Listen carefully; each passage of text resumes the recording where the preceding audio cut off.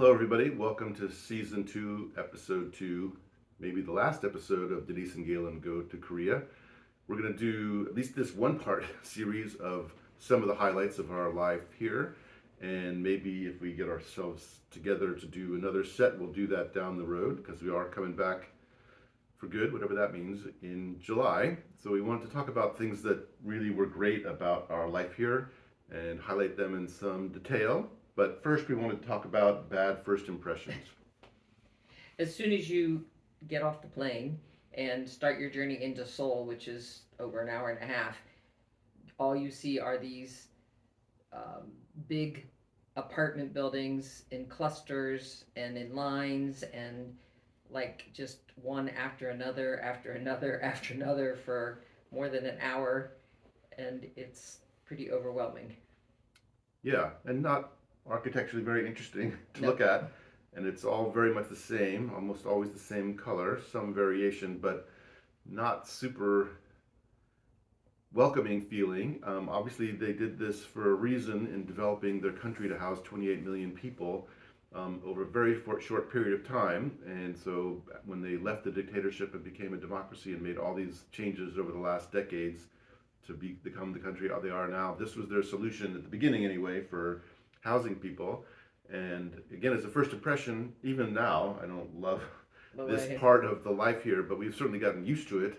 But when you get off the plane and you're on the bus and it's 32 degrees Celsius and you're dripping sweat and this is what you see, it's like, okay, is this the place that I'm wanting to be living? But there's so much more to what Korea and Seoul has to offer us. We want to talk about that first impression because it's a big one, but highlight things that are very different from that. And in defense of these buildings, the Koreans themselves much prefer to live in these high rises than the few older low rise apartment buildings that still exist. Or even some single family houses that are Yeah, around no, still. this is the desired way to live in these big buildings with all their amenities and securities and just way of life. Yeah, if I could start my life over again, maybe I would live in a building like this.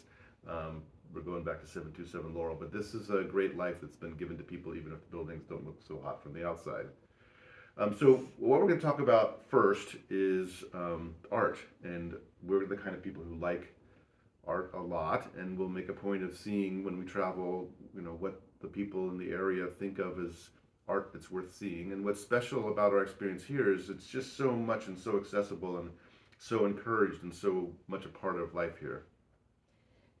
In general, most of these museums and art things are free. So of course, people come and families come, and it's very encouraging to see, 10-year-old kids wandering through museums, whether it's to look at art or like visual art, or whether it's history or whatever traditional kinds of arts might be uh, exhibited, or as the case of our very local museum, which is basically across the street, very contemporary art with very interesting and kind of outrageous.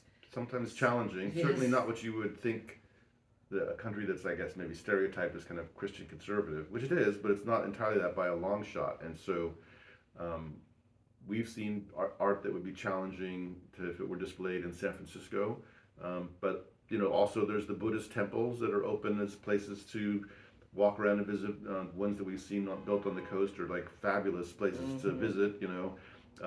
With all kinds of beautiful scenery and art there to see as a part of the temple, which they're active temples with monks and prayer and stuff like that, but it's accessible to the public. And so much art is kind of free, available, and encouraged. We've gone to see these visual light displays on the DDP a bunch of times. The DDP is a design center that's an amazing building in itself, but they changed the exhibits both outside on the wall for free and inside. Some are free, some you pay for, and they change them often enough that basically, if you're in town, you can go by and see something new. Yeah, so just an example of how, whether it's the local community, their city, or whatever, that, creates all these opportunities for people to engage with visual arts, musical arts, all kinds of things that for us have made the experience so great. I mean, on a weekend, basically what we do unless we're going to a baseball game or have plans for a fancy dinner or going for a hike somewhere, is look for the latest museum or gallery that we've seen. Another highlight has been these drone shows, which are their replacement, I guess, for fireworks. Much quieter and less smoky, and really cool. Like 20,000 people go down to the banks of the Han River to watch the drones create these cool animations in the sky, and the show changes periodically. Themes that are interesting to kids and adults. Yeah, and then the 20,000 people get on the subway and go home. Yeah. Yeah, it's sometimes a little crowded, but it works just fine. Yeah. Which we'll talk about a little bit Easier later. than spending an hour and a half to get your car out of the Coliseum parking lot. Yeah, yeah. So that's this part of our experience here. The other things we wanted to talk about were just the ways in which the city and life is constructed here that makes just things that you want to do fun and enjoyable. And so there's all kinds of festivals and other stuff like that that we've got to do. Constantly. I mean, yes, it's a great big city, so that's part of the reason why there's always something going on. But even within our part of the city, there's, you know, light festivals and lantern festivals, and of course we went to the beer festival and the coffee festival, free jazz festivals, Bellagio style water shows with music. This one is specifically at the opera and symphony halls, but they have them quite a few different places. Yeah, so the things people look forward to are the planting of the new seasonal flowers on the canals that you can see. And so these kinds of investments in just what daily life is like make just normal existence within all the giant white high-rise apartment buildings enjoyable. One of Denise's highlights for sure, which I got the benefit of, was getting to make kimchi because of the local group doing kind of public service activity. Providing kimchi for people who are unable to make their own, which you can't live without kimchi in this country, so great experience. Yeah, so Denise managed to wangle her way into this group in the park. So they set up the day before. There were, I don't know, 20,000 heads of cabbage or something, maybe more than that. Yeah. And gallons and gallons, I guess you'd say liters and liters and liters of the kimchi sauce. And so you get trained, and then you stand there for hours. Yeah, you only stood there for a couple hours. They were there all day. And then we got our own little portion to take home. And then there's all the activities that people get to participate in.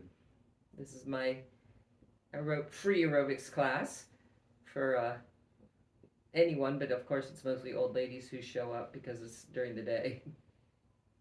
Yeah, so this is a part of just lifestyle living here that has made it enjoyable, pleasant, Yeah. some things sometimes beautiful that we really appreciated about our life here.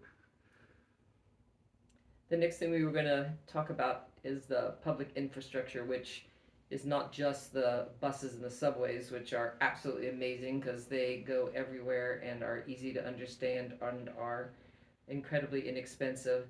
But there's also a lot of focus on people getting out and getting recreational use of the bike paths and the walking paths, and they have these little exercise machines literally everywhere. Even if you climb to the top of a mountain, there will be a set of those exercise machines waiting for you.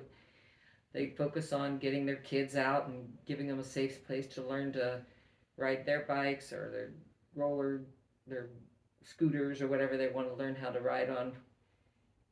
Yeah, I mean, you can see that the city government and at whatever other levels understands that it's good for the people to have access to physical activity, and that it's great to build up an infrastructure for that so that people can walk and ride their bikes, and whether they're doing that to get to work in the morning or doing that because they want to get some exercise on the weekend, it's easily accessible. It's little kids and old people.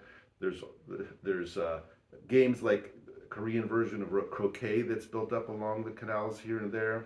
There's lots of golf things. Sort of mini golf that you can play. And these are just, sometimes they cost a little bit of money to participate, but it's a negligible amount of money. Yeah. And so all these pieces that are built to make life good for you when you're living here and enjoy it. I wonder if the people here, young people growing up, appreciate it because it's just always been there from their point of view. But coming from a place where there's a lot less of that, at least it's Yeah. kind of a norm for everyone, it's pretty noticeable. And we talked about the public transit. It's just so easy to navigate, even for a foreigner, especially once you get your phone working properly to the right apps. Yeah. Uh, And it's literally $1 to go an hour on the subway or the bus. yeah, I mean, most civilized countries have figured out that if you make public transit inexpensive and functional and frequent, that lots of people will use it. I'm sure on any given day there's way more people in Seoul on the subway or the bus than in the car. Yeah.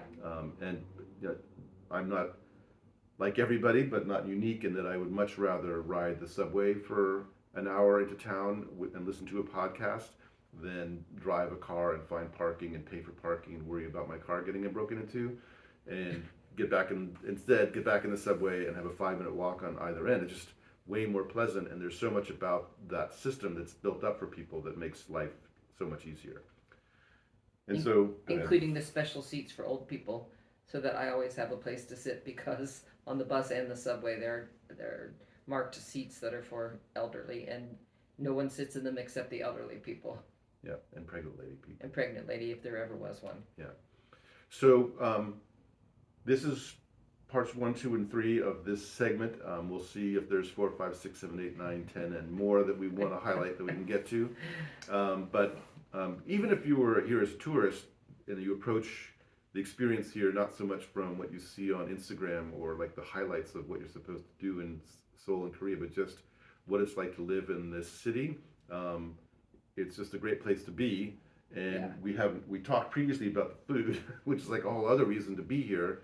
But just in terms of what you can seek out inexpensively and fun and get to with no problem, just been a huge part of what we've enjoyed about living here. Yeah, there's something always going on.